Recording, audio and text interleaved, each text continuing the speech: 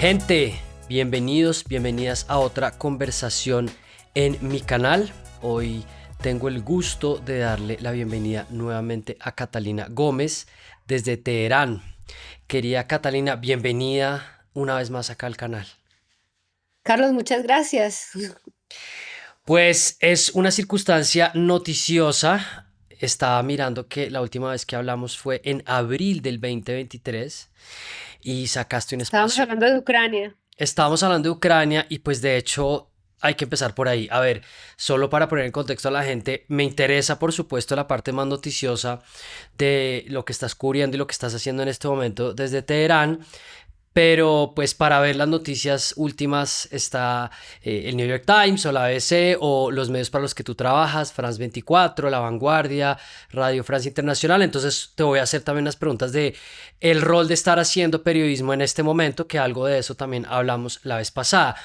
Pero quiero Sí. empezar Ujú. pues por efectivamente Ucrania, porque pues como tú bien estabas compartiendo en tus redes y sabemos, hoy viernes que estamos grabando esto, se cumplen 2 años del ataque a la pizzería Ria en Kramatorsk, donde murieron varias personas, entre ellas la escritora Victoria Amelina, mientras estaba contigo, con Héctor Abad y con Sergio Jaramillo. Entonces, pues primero expresarte mi, no sé, mensaje de condolencia o de solidaridad, porque debe ser un día también en el que tienes muy presente esto, y empezar por ahí. Pues vuelve a la memoria esto. Acaban de anunciar un premio para Amelina póstumo por el libro que estaba escribiendo. ¿Cómo has vuelto a este episodio precisamente en el segundo aniversario?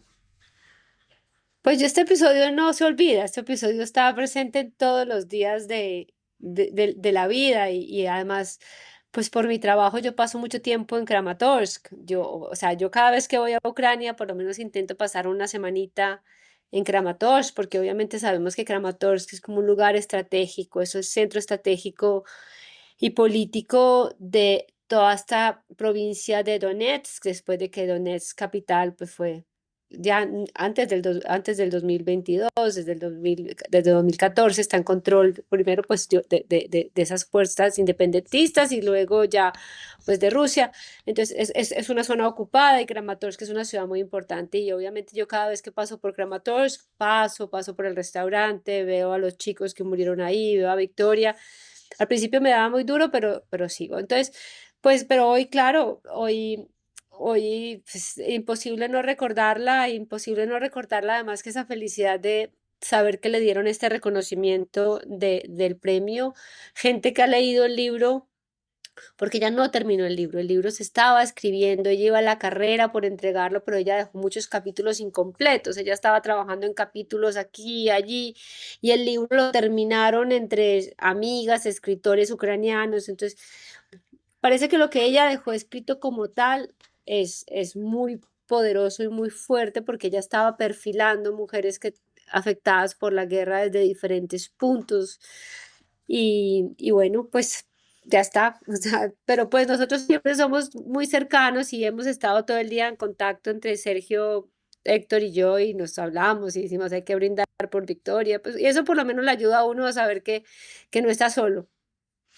La vez pasada hablábamos de, pues, lo difícil que resulta hacer periodismo en zonas de conflicto y la cuenta de cobro que le pasa esto a uno en términos emocionales y de salud mental. Después de esto, tú pudiste hacer una pausa, dejaste de trabajar un rato. ¿Cómo enfrentaste un episodio, pues, tan traumático y tan difícil como ese?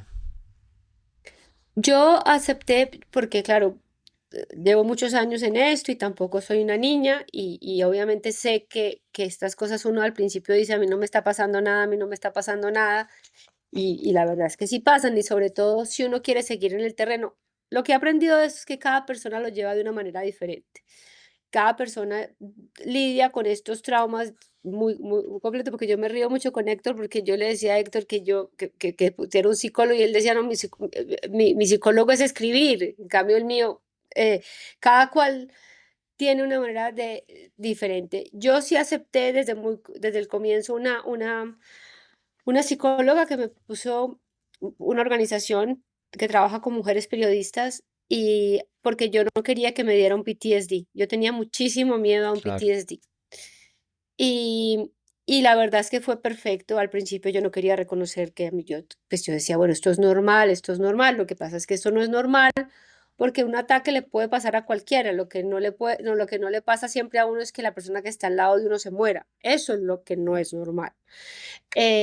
Y entonces, bueno, tuve esta compañía, este acompañamiento de ella y la verdad es que, Carlos, yo creo que no he tenido PTSD, o sea, yo creo que me salvé del PTSD y eso ha sido Para como una gran quienes victoria en mi necesitan, cabeza. perdón que te interrumpa, para quienes necesiten la traducción de eso, síndrome de estrés postraumático, o sea, es lo que has estado tratando de gestionar. Exacto, exacto, porque esto te causa pesadillas, esto te causa ataques de pánico, esto te causa sudores, esto te paraliza al momento de trabajar y no sabes cuándo puede aparecer. Y realmente es muy duro y es lo peor que le puede pasar tanto a periodistas como a soldados o gente que trabaja en organizaciones no gubernamentales. A cualquiera le puede dar un PTSD, un trauma postraumático por cualquier cosa. Entonces, la verdad es que yo lo trabajé y hasta ahora voy bien. No, no ha sido fácil. La verdad es que lidiarlo no ha sido. Yo a veces me siento como más lenta, como más Claro. desconcentrada, pero bien. Bien, y, sí, y por lo menos pude volver al terreno y pude volver al frente, cada vez al frente que ya casi es muy difícil ir porque por los drones y por todo, que la guerra ha cambiado muchísimo, pero soy, soy, soy capaz de manejarme en situaciones de mucho estrés y eso por lo menos es una gran victoria. Pues me parece que además eres fuerte, eres valiente, por supuesto que ya eres una profesional hecha y derecha, pero pues no deja de ser un reto constante. Para meternos a hablar de lo que está pasando, me gustaría de todas formas redondear algo sobre Ucrania y para mencionarle a la gente, el libro de Victoria Melina se llama Looking at Women, Looking at War, mirando a las mujeres, mirando la guerra. Y también pues Ajá. Héctor Abad sacó un libro sobre lo que pasó, que es Ahora y en la Hora, que yo no lo he leído, pero tal vez valdría la pena echarle una mirada. España ha tenido grandísimas críticas. La verdad es que le han hecho unas críticas muy buenas y la gente que se lo ha leído, no es, yo no lo he leído y Héctor lo sabe, yo no quiero leerlo por el momento, pero, pero, pero le han dado unas críticas muy buenas. Sí, lo tenía el otro día un amigo y me dijo que lo había terminado de leer y que le había gustado. Entonces, tal vez haya que pasar por ahí. ¿Volviste a Ucrania cuánto tiempo después de el atentado? Yo no me fui, Carlos, yo me quedé con Victoria hasta que la entregué en Nipro, la llevamos en la ambulancia, se la entregué a su familia y una cosa que me pasó loquísima, me tocó devolverme esa noche en tren porque al otro día yo me había comprometido con La Vanguardia a una entrevista con Zelensky porque Pedro Sánchez iba a ir a Ucrania y habían escogido los corresponsales de los medios más importantes españoles, unos que estábamos allí, otros que venían desde Madrid a hacer esta entrevista con Zelensky. A mí el día siguiente me toca sentarme, no sé con qué cabeza, en Sí. una mesa y a entrevistar a Zelensky y a escribir un artículo sobre Zelensky. Yo no sé de dónde yo no sé todo, yo no lo quiero volver a leer en mi vida porque yo no sé qué habrá salido de ese artículo. Entonces, y yo no me quise, bueno, esto vino un proceso, Victoria no estaba muerta, Victoria estaba en un coma, estábamos esperando a ver qué pasaba, pero ya sabíamos relativamente que era un coma pues muy fuerte, que era muy difícil. Y se murió el 1 de julio y Sí. luego empezó el proceso de los entierros, uno en Kiev, muy bonito, esa iglesia que es espectacular, la de San Miguel de las Cúpulas Doradas, que siempre se ve cuando uno ve Kiev, se ve dos grandes iglesias, la de Santo Sofía y la de San Miguel. Y luego la llevamos a Lviv y cuando ya la enterramos en Lviv, que paranóicamente en Lviv nunca, pues hay ataques, pero en bases, como en el centro de Lviv es muy difícil. Esa noche enterramos a Lviv, a Victoria, nos fuimos a dormir y ¡pum! Esa madrugada bombardearon como nunca habían bombardeado Lviv. Y luego, y me tomé una semana en Polonia. Yo tengo una gran amiga que trabaja con la ACNUR y estaba en Polonia y me fui porque yo no quería hablar con nadie. Y ya luego volví a Ucrania y ya volví a empezar a trabajar. De hecho, volví al frente de batalla muy rápido y ya seguí yendo cada, yo paso un mes aquí, un mes allá, un mes y medio allá, otro mes y medio aquí, pero siempre estoy yendo y viniendo. Una último, una última pregunta de esto, pues si quieres cambiar el tema adelante, pero tú tenías una amistad con Victoria de tiempo atrás, ya habías conocido, ella era escritora, también había hecho no ficción. Yo la conocí a ella en el High. Ella estuvo en enero en Cartagena y nosotros tuvimos varias mesas en las que conversábamos y Victoria es una persona entrañable y nos hicimos muy buenas amigas. Y también hicimos esa vez un pequeño documental sobre Ucrania para el Hey. Entonces, bueno, el caso fue que esos 4 días Claro. pasamos mucho tiempo juntas y nos hicimos muy buenas amigas y cuando volvimos a Ucrania, pues nos veíamos mucho, aunque ella siempre estaba de viaje como todos los ucranianos. Yo no sé de dónde sacan tantas fuerzas para coger tantos trenes, pero cuando son públicos los invitan a 47.000 conferencias y esta gente entra y sale de Ucrania. Y para que la gente nos entienda, un tren de Polonia a Kiev más o menos son 12 horas en tren. Mm. Entonces, entrar y salir es un desgaste físico enorme, pero ellos lo hacen todo por el bien de su país y por traer el tema. Y fuimos una vez hay una muy bonita, ella quería volver a New York. New York es un pueblo del Donbass, de la provincia de Donetsk, un pueblo muy especial porque fue construido por los alemanes, tiene una arquitectura muy especial, tuvo una larga historia en la Primera, la Segunda Guerra Mundial, durante la Unión Soviética. Y en ese pueblo, porque ella tenía, la familia de su marido estaba relacionada con esa zona, ella creó un festival de literatura, especialmente de literatura infantil. Y ella quería volver a New York y fuimos con ella a New York. Y digo yo fuimos porque yo tengo un productor en Ucrania que es maravilloso, Orest, y fuimos pues ya no trabaja conmigo, pero bueno, trabajábamos juntos. Y fuimos con ella y, y fue muy bonito porque pues para ella fue un impacto enorme. La biblioteca no estaba destruida, pero la biblioteca sí estaba muy atacada. El centro cultural no estaba atacado, pero 2 semanas después de que fuimos, el centro cultural fue destruido, donde ella hizo el festival. Y bueno, y nos fuimos siendo muy amigas y ya está. Y por eso, pues, ella también conocía a Héctor, no a Héctor, ella conocía a Sergio, también lo había conocido en Cartagena, en el Hey, y por eso fue que todo se termina dando y pues si termina viniendo con nosotros a ese viaje relámpago a Kramatorsk que, pues, que terminó con esta historia. Y lleva esta guerra ya varios años y parece que hubiera desaparecido del radar, de la preocupación inmediata de la gente. Tú sigues estando allá, lo sigues cubriendo. ¿Qué podrías decirle a una audiencia que con toda seguridad ya dejó de ponerle mucha atención a esto? O sea, al final, este mismo desgaste y este olvido ha jugado a favor de los intereses de Rusia. Veía, por ejemplo, a Zelensky en la última reunión de presidentes ya con un vestido elegante.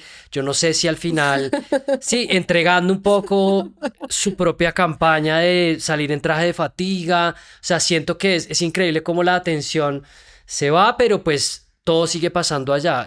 ¿Qué balance harías de Todo lo que sigues sigue viendo? pasando. Yo salí el 15 de junio, o sea, el 13, o sea, no hace tanto, a mí es que me cogió una cosa con la otra.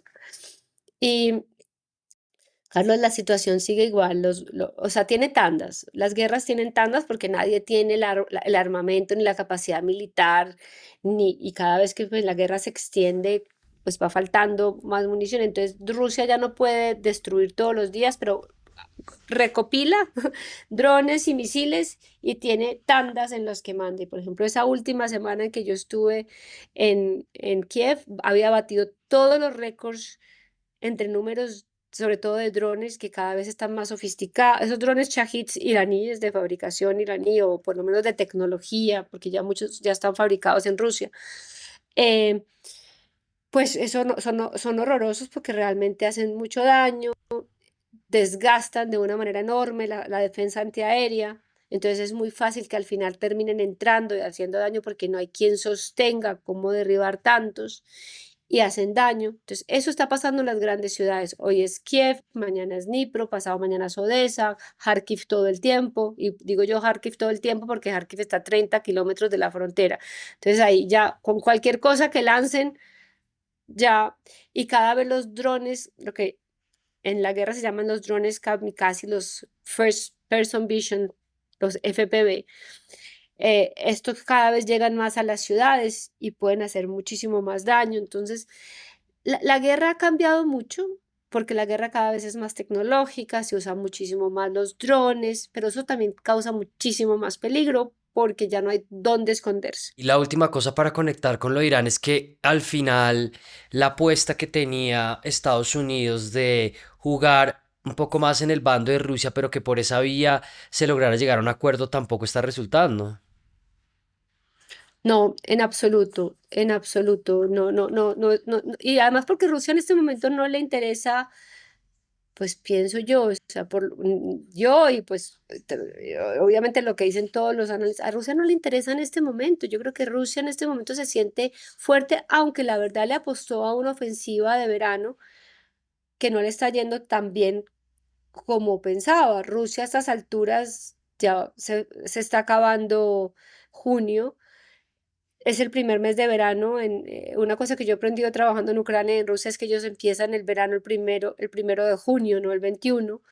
Entonces, para ellos ya el primer mes de verano se les fue y realmente no han avanzado ni han tenido los éxitos que ellos quisieran. Pero aún así, bajo estas circunstancias, Rusia no está por la labor en este momento de sentarse a negociar y eso lo hemos visto, ha sacado mil disculpas, siempre está jugando en este momento. Yo creo que y Estados Unidos pues ha perdido el interés y Trump le puso ahora toda su energía a Irán, que es donde puede salir un poco más victorioso por un lado o por otro.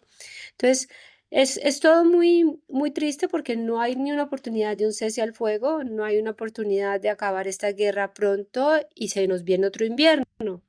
Y usted sabe que los inviernos no son fáciles y la infraestructura energética está muy destruida. Y yo tampoco veo a Europa mucho por la labor de seguir presionando, a pesar de que es una guerra muy europea. Entonces bueno, es muy preocupante sobre todo por los ucranianos, porque realmente es un país, esto va deteniendo un desgaste político interno, divisiones internas, es muy difícil mantener cohesionada la población. Está cohesionada en torno a la defensa de la nación, pero no cohesionada en torno a estamos juntos protegiendo al gobierno como tal, hay fisuras. Entonces, cada vez es más complicado para los ucranianos. Y tú entonces llegas de uno de los viajes a Ucrania y te encuentras con que Irán está siendo atacada por Israel. Ya vamos para 2 semanas desde que esto empezó. Y quería empezar por ahí. Qué tan previsible? Pues siempre había esta tensión y durante mucho tiempo Israel estaba hablando o estaba pensando que tenía que desactivar el arsenal nuclear de Irán. Pero en el momento en que llega el contexto interno era de qué tanto tipo de prevención de atención frente a esto. Como tú dices, siempre estuvo ahí y eso siempre ha estado ahí, la posibilidad de ese ataque. Desde que yo llegué a Irán a vivir en el 2007 y ya había venido la primera vez en el 2005, eso estaba ahí. Siempre había picos de tensión, volvía y bajaba. Entonces, ahora estábamos en otro, pero resulta que estaba planeada una nueva tanda de conversaciones entre Estados Unidos e Irán, indirectas, que siempre para Irán eso es muy importante, en Omán ese domingo. Entonces, el cálculo de todo el mundo iraníes eh, y todo el que no fuera israelí americano, el cálculo era si hay ataque, que posiblemente no lo haya, no será antes del lunes, porque primero está la vía diplomática, hay una conversación. Y yo bajo ese contexto, por ejemplo, en mi caso, yo salí de Ucrania el jueves y tenía que pasar por aquí. Irán es un país bajo sanciones económicas, aquí no tenemos transacciones bancarias, aquí no funcionan tarjetas de crédito, aquí no funciona nada que tenga que ver conectado con el mundo. Entonces yo siempre soy como las abuelitas, yo tengo que ir a España, que es donde saco plata, la llevo pues porque también tengo que tener para ir a Ucrania, para pagarle a la gente que trabaja conmigo. Entonces yo siempre voy como las abuelitas. Entonces me fui a España y dije, bueno, paso el fin de semana, descanso, tomo un respiro y el lunes me voy para Teherán y alcanzo a llegar antes de que ataquen. Me acosté a dormir en Madrid y me levantaron mis amigas a las 4 de la mañana, diga, atacaron Irán y yo, bueno, ya está. Pero, pero sí estaba ahí, lo que pasa es que yo creo que no nos imaginamos que Trump le fuera a dar esa carta blanca a Netanyahu a llegar hasta el final donde llegó, y mucho menos yo lo puse, creo que todos lo pusimos muy en duda, y los iraníes mucho más, que Trump se atreviera a mandar esos bombarderos a atacar de esa manera las plantas nucleares. Pero también hay una cosa, Carlos, si usted me pregunta a mí o a cualquier persona que trabaje sobre Irán hace un año si había la posibilidad de que esto pasara, era imposible, porque ¿cómo iban a venir los aviones? ¿Cómo iban bueno, ya atravesaban Siria de cierta manera, pero con Hezbollah allí, con Siria, con Bashar al-Assad ahí, todo era muchísimo más complicado. Por lo menos había mucho más riesgo en cada viaje que iban a hacer los cazas israelíes. Esta vez yo lo llamo una autopista Tel Aviv-Teherán. O sea, es que estos señores iban y volvían como Pedro por su casa. Entonces, claro, todo el escenario de la región, todo el escenario de seguridad, absolutamente cambió. Entonces, para Irán, hoy en día es un país extremadamente vulnerable. También hay que sacar en cuenta que su programa de misiles es mucho más fuerte de lo que todo el mundo pensó. Pueden llegar a hacer muchísimo más daño y que pueden penetrar todo ese circuito de la defensa que tiene Israel, como lo hizo, e hizo muchísimo daño. Pero también Israel, de este lado, que pareció imposible, también se hicieron muchísimo daño. Entonces, realmente vamos a ver cuál va a ser la segunda etapa de esto, porque yo creo que esta guerra no ha terminado aquí. No estoy diciendo que vuelva a empezar en un mes, pero posiblemente se vuelva a reanudar en algún momento. Pero en ese momento se hicieron daño tanto el uno como el otro. Pero el efecto psicológico de que los cielos de Irán estuvieran en control de Israel y de Estados Unidos fue muy, muy grande. Catalina, ¿y qué imagen está tratando de proyectar el régimen? ¿Qué narrativa están intentando darle a la prensa extranjera? Me decías que tú tienes que ir a las exequias de militares que cayeron durante los ataques.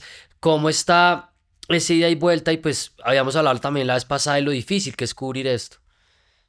Pues imagínate si antes era difícil, ahora es más. Mira, pues yo te explico aquí.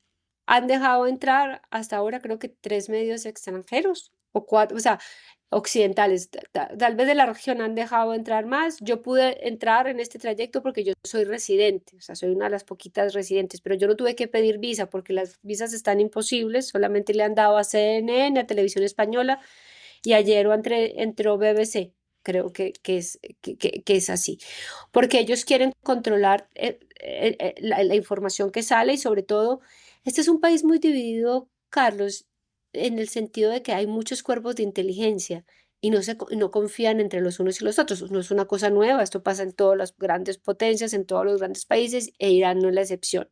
Entonces, los departamentos que controlan a la prensa, obviamente además del control de la narrativa que ya quieren, otra vez es la seguridad de depender de los periodistas. Entonces, por ejemplo, si yo ahora quiero hacer un directo en la calle, por ejemplo, si yo quisiera hacer esta entrevista contigo en la calle, yo tengo que llamar a la oficina que dependo de prensa extranjera, a un señor de la inteligencia, a decirle que me mande a un señor que me acompañe a la calle.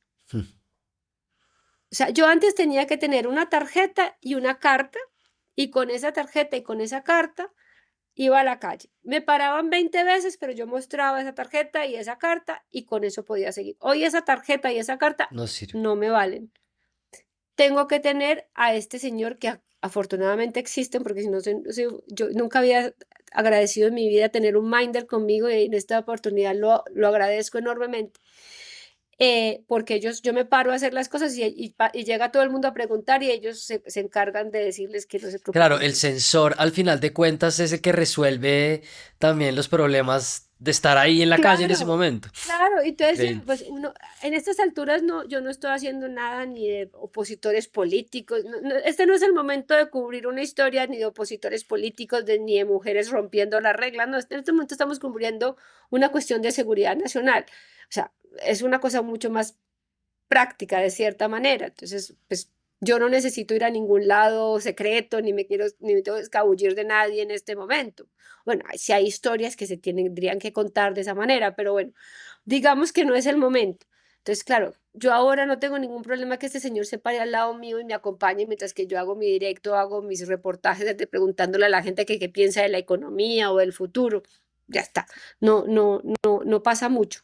Así que bueno, en esas estamos, muy difícil, muy difícil, muy difícil, muy muy peligroso en el sentido de que uno no sabe en, pues, en qué vaya a caer, que lo detengan por mucho tiempo mientras que lo encuentran. Muchos de mis amigos fotógrafos ya han sido detenidos por 5 o 6 horas, al final salen, pero bueno, todo el mundo Pero bueno, pasa por esto. antes de entrar ahí, sí había unas restricciones frente al uso del internet. Tú estabas diciendo en otra El conversación. inter- no, estamos horrorosos de internet. Mira, el internet lo cortaron porque ellos argumentaron, y esto es verdad, que Israel tuvo o tiene colaboradores internos. O sea, parte de la oposición interna aquí en Irán hay muchas oposiciones. Y hubo gente internamente que estaba apoyando esta guerra. Han habido ataques con drones tirados, lanzados desde aquí, han habido carrobombas, han habido misiles lanzados desde el interior de Irán, han habido explosiones en casas pasadas y también gente que va señalando, porque pon tú, ah, hay un científico nuclear que vive aquí a 2 cuadras, lanzan, el tipo no estaba, el tipo alcanza a escuchar.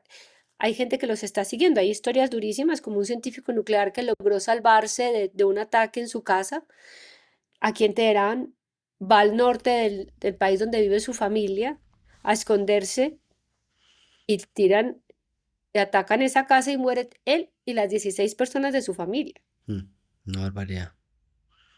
Entonces lo siguieron. Entonces están muy, muy, muy angustiados. Hay una gran seguridad y lo que hicieron fue bajarle internet para que no estas células opositoras no tuvieran la oportunidad de comunicarse. Ese es el argumento, pero le causaron un gran daño a la población. ¿Por qué? Porque la población estaba incomunicada. Aquí no suenan las alarmas. Aquí, como en Ucrania o como sonaban aquí durante la guerra con Irak. Israel de cierta manera sí mandaba alertas, como lo hace en Gaza, bueno, es una mitad, pero bueno, digamos que se curan en salud, diciendo, este distrito 3 o distrito 6 como el que yo vivo, el distrito 7 evacúen, Tú ¿vale? Les evacuaste. dan 20 minutos. Sí, de hecho, Yo le quiero evacué la contar a la mayoría. gente. Hay un artículo tuyo en Vanguardia que es la noche en que Teherán no durmió y simplemente para que continúes. Y te tocó evacuar porque decían que iba a haber un ataque en esa zona. Sí, yo no le creí porque primero salió el distrito 7 que está como a 15 minutos de aquí. Entonces, cuando me mandaron lo del distrito 6 yo dije, no, este no es. Y luego ya me di cuenta y yo estaba dentro del círculo mío. Y entonces yo me hubiera quedado, y también mi esposo, que es muy tranquilo, él es fotógrafo, sino que nos empezaron a llamar todo el mundo, váyanse. Y entonces en algún momento me miró y me dijo, ¿qué hacemos? Y le dije, pues Vamos. me dijo, no, vámonos. Y le dije, bueno, vámonos. Entonces, pues empacamos las cosas que con el temor, pues, de que uno, pues, se vaya a quedar sin casa ni nada. Y realmente sí, el ataque fue muy cerca, fue a unas 4 cuadras y los vidrios de muchas casas alrededor quedaron destruidos, la nuestra no, pero sí, si nos hubiéramos quedado aquí, mire, Carlos, yo una de las cosas más duras que he sentido en una guerra, creo que más traumático incluso que el misil, me pasó en Gaza en el 2014. Un caza F-16 de esos que estaban volando por aquí. Estábamos en uno de esos edificios enfrente de la playa en Gaza, donde están señalados en Israel como edificios donde hay periodistas y organizaciones humanitarias. O sea, en teoría esos edificios no se tocaban. El hecho de que no se tocaran no significa que no le dieran a los que estábamos ahí un gran susto. Una noche yo estaba así como en el quinto piso y al frente estaba el mar y allá estaba la lonja de pescadores, o sea, allí estaba la lonja de pescadores de Gaza. El F-16 bajó enfrente, estaba, y todos de noveleros, ¿no? En la ventana tomando fotos. El F-16 bajó y empezó a disparar y cuando disparó, o sea, la onda expansiva es tal que yo me caí de espaldas, tiré para atrás, el edificio Se se, cimbroneó. se cimbroneó, eh, fue duro. O sea, yo creo que ese día pensé, dije, bueno, yo tal vez otro casa israelí frente a mi casa explotando, yo no es lo que yo quiero ver en Ese mi plan no vida me en gusta este tanto. momento. Tal vez yo no quiera. Y bueno, nos fuimos y andaregueamos toda la noche y así estaba media Teherán, los pocos que estábamos viviendo en la ciudad en ese momento, todo el mundo andeando por las autopistas esperando y viendo juegos pirotécnicos porque explotaban, tiraban El defensas cielo prendido, antiaéreas claro. y el cielo prendido. Catalina, un par de preguntas porque sé que tienes otro compromiso pronto. Eh, Al final, ¿qué es lo que tienes a disposición tú para cubrir de lo que está pasando? Porque ahora mismo, pues, entre otras, se está debatiendo la magnitud del daño al programa nuclear, a los lugares donde se está enriqueciendo uranio, también el nivel de ataque y de daño a la cúpula del gobierno, también de dónde está la Ayatollah Khamenei. Entonces, desde donde tú estás y a lo que puedes acceder, ¿qué tanto se puede llegar a responder esas preguntas?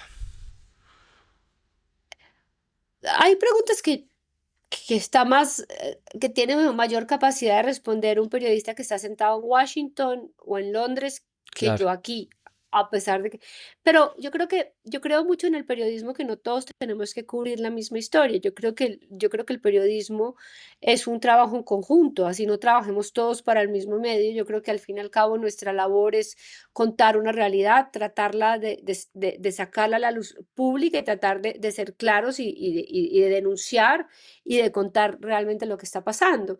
Entonces, mi trabajo no es mirar si la Fordo o Natanz o Isfahan quedaron totalmente destruidas. Ya habrá gente que se encarga de eso con mejores fuentes y desde otros organismos. Pero yo creo, por ejemplo, yo tengo la oportunidad de contar qué pasa dentro del pueblo ucraniano, qué piensan ellos, cómo lo viven, cuál es su relación con el gobierno, cuáles son esas contradicciones, por qué arroparon al sistema de la República Islámica que la mayoría detesta, pero por qué decidieron arropar a un sistema que ellos detestan para salvar y proteger a su nación. ¿Qué hay detrás de eso? ¿Por qué los iraníes son tan nacionalistas? ¿Qué pasa el día después de la guerra? ¿Cuál es esa relación de ellos con su sistema? Que están muy bravos, valga decir. Están, después de haber salvado, porque ellos salvaron a la República Islámica, a las instituciones, la población a la cual han perseguido, metido a la cárcel, a- eh, abusado de ella en las protestas y todo. Esa misma población es la que tiene hoy en día a la República Islámica después de esta guerra vivita y coleando, porque ¿Pero en qué ellos sentido? decidieron ¿Por que, qué? pues porque ellos hubieran podido aprovechar todo esto que pasó, Carlos, para irse a unas demostraciones, Salir a la apoyar calle. a unas protestas, salir a la calle y destruirlos. Ellos no tenían cómo responder en este momento. Toda la cúpula militar de la Guardia Revolucionaria estaba muerta. Pero ellos decidieron que lo más importante en este momento era la protección de su país y que no podía quedar en el limbo. Obviamente, ellos son muy nacionalistas, es gente muy educada y tienen también muy presente lo que le pasó a Irak, Hmm, porque Irak está aquí al lado. hmm. Entonces, ellos salvar, y lo ha dicho el líder supremo y se los ha dicho todo el mundo, gracias a la población iraní por esto, porque ellos saben que están vivos gracias a la misma gente a la cual han venido, digámoslo, decentemente atropellando en las últimas décadas. Pero a esa gente que ha sido atropellada y que ya está distanciada de ellos, ahora les dice, bueno, ya que salvamos al país, ya que esto, el país está intacto, las fronteras no se han movido, aquí estamos. ¿Ahora qué? Usted viene diciéndome a mí durante 45 años que yo tengo que sacrificar sanciones económicas, que yo tengo que estar aislado del mundo, que a mí me tratan como un paria, que a mí no me dan visa, porque somos un país fuerte, porque ustedes nos están protegiendo, porque nos van a destruir, pero si ustedes lo apoyamos, ¿y ahora qué? Sí, ¿Y ahora usted qué tiene para ofrecerme a mí? Si sí. los cielos no los tenemos, no tenemos un programa nuclear, si tenemos unos misiles, ¿y qué?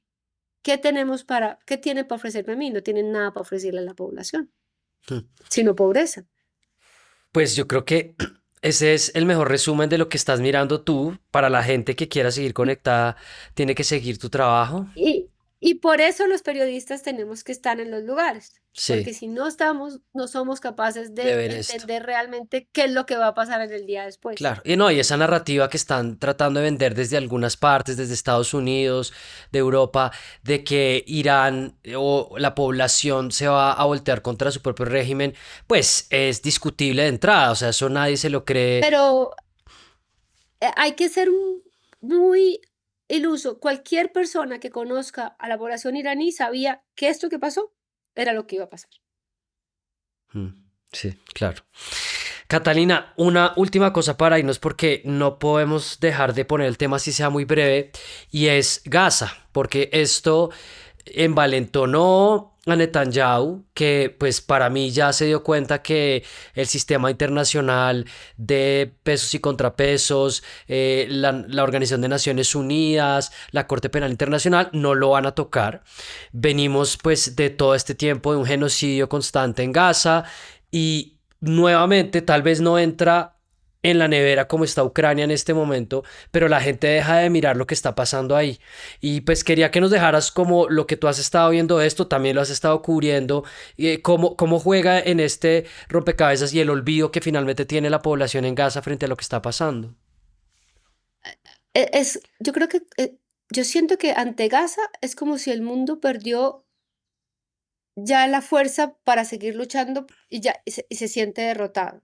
O sea, se siente derrotado. Yo sé que hay mucha gente saliendo en las calles de otros países, en el mundo entero, hay gente que sigue protestando, pero a nivel gubernamental, a nivel presión de organismos multinacionales, por más que lo digan, es como si ya todos hubiéramos dicho y asumiéramos esa realidad que nos quiere vender Trump y Netanyahu de acabar con Gaza y con la población y salir de ahí. O sea, realmente lo que estamos viendo en Gaza, Carlos, es que es realmente, si en algún momento, cuando esto pare, que tiene que parar, como todo en la vida, y un día los, generaciones que vengan detrás miran y cuenten la historia de lo que pasó en Gaza, va a ser, yo creo que nadie lo literalmente puede entender.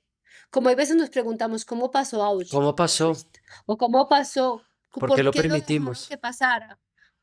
Pues ¿y por qué permitimos que en Gaza esté pasando esto? Y aquí todos nos levantamos, vemos las imágenes. Yo siento hay veces una culpa enorme porque hay veces soy incapaz de seguirlas viendo, No, yo tampoco incapaz. puedo. Y es mi trabajo, Mm. pero hay veces soy incapaz. Y si eso es mi trabajo, yo me pregunto a una persona normal en la vida que tiene que levantar, tiene tres hijos o dos hijos, arreglar los niños, mandarlos para el colegio, salir a trabajar, hacer el desayuno. ¿Cómo una persona normal en la vida es capaz de y yo entiendo que la gente trate de mirar a otro lado porque todos tenemos una necesidad de supervivencia, pero nos estamos olvidando que nos está pasando una de las peores tragedias de la humanidad frente a nosotros, nuestros ojos, y mientras que todos mirábamos aquí a Irán y a los ataques y a nuestros bombardeos, pues yo últimamente vivo en bombardeos porque vivo entre Kiev y Teherán y entonces es muy gracioso pues porque ya como que la explosión nocturna es parte de mi decorado. No, pues Pero, pero, logras. pero lo de Gaza no tiene comparación con ninguno de estos. No, porque es que ahí ya no es una guerra entre países, sino es una campaña de aniquilación. O sea, es que es una cosa De que no, aniquilación, es de exterminio, no es de es un exterminio. exterminio. Es un exterminio. El mundo Querida ha sido Catalina, tenebroso. siempre que hablamos me queda a mí como, pues si a ti te queda algo de culpa, yo digo, pucha, a la distancia de todo lo que está pasando acá, sí que yo estoy aportando menos, pero bueno, por lo menos traigo voces como la tuya que la vean y la gente la siga en mi canal. Yo creo que Cuídate. lo importante, yo no creo que la gente tenga que seguirlo al detalle porque yo sé que hay muchas cosas pasando, pero sí por lo menos tener la conciencia de que hay esos abusos. Y mira, Carlos, yo creo que la gente lo quiere meter a uno entre un lado y otro. Usted no Mm, tiene que ser, o sea, nadie le está diciendo que usted no tenga que odiar yo no trato de no odiar a nadie. Y a mí, los primeros que me dan pesar también es que me da mucho pesar con mucha gente que termina eh, israelí, pues, judía o terminamos poniéndolos a todos en el mismo lado. No es una cuestión de juzgar, no es una cuestión de ponernos, es una cuestión de humanidad, es una cuestión de decir, miren, no importa dónde soy, qué religión tengo, dónde, hay una cosa que está pasando y es esta, que sí, que jamás, que vale, pero yo he estado en Gaza, o sea, es que la población no toda ni es Hamas, ni ellos, ellos son gente normales que viven ahí, que por circunstancias políticas terminan votando a Hamas, también presionados claro. por Israel, por unos ataques horribles. Entonces, bueno, por lo menos tener la conciencia de lo que está pasando y no olvidarlo. Yo creo que eso ya es un gran logro. Sí, ponerse a coger bando y entonces a juzgar al otro es realmente un lujo. Eso sí que es hablar desde el privilegio, porque es como ponerse ahí a teorizar en vez de simplemente, "Ay, hay una cosa que está pasando, que es un drama, y que es una realidad". Em, Querida Sí, sí, Catalina, ya está. cuídate por favor, siempre es un gusto hablar contigo. Lo Mantén, mismo. Mantén los estreses controlados, trata de mantener cierto nivel de desconexión y bueno, voy a seguir tu trabajo ahí, ponemos siempre tus redes en los créditos y ojalá podamos volver a conversar pronto, un día de estos personalmente. Cuando quieran. Yo aquí feliz, cuando me llamen, aquí estoy. Además, esto sí que me ayuda para el coco. Así que nada, feliz. Catalina, gracias por tu tiempo, seguimos en contacto y hablamos pronto y siempre un gusto poder conversar sobre estos temas tan difíciles y pesar que estás haciendo ese trabajo allá. Cuando quieran, yo encantada. Gente, suscríbanse, compartan, comenten, nos vemos para otra conversación pronto. Chao.